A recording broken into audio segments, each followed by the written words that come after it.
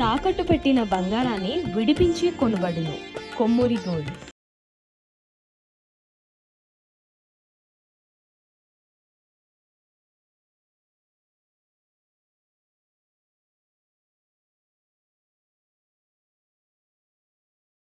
ప్రతి సంవత్సరం అనుకోండి, మన కాలంలో 2 ఆయనాలు ఉంటాయి.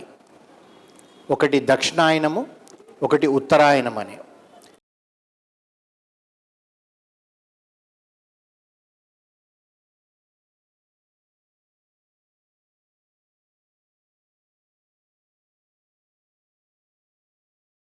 ఈ ఏకాదశి ఉపవాసం ఉండి ద్వాదశి రోజు పారణ చేయమంటారు. అంటే మనం దశమి రోజు మధ్యాహ్నం మాత్రమే భోజనం చేయాలి.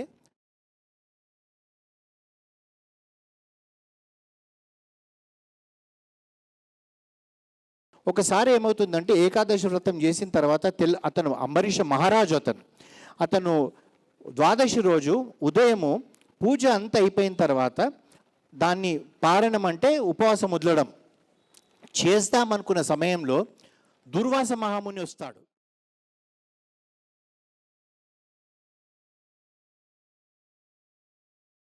అందరికీ నమస్కారం. అలాగే భగవంతుడే మనకి ఇక్కడ వచ్చి మనకి ఇప్పటి వరకు గురువుగారు చెప్పిన మాటలు, ప్రవచనాలు ఎప్పుడూ కూడా మనం మర్చిపోకూడదు.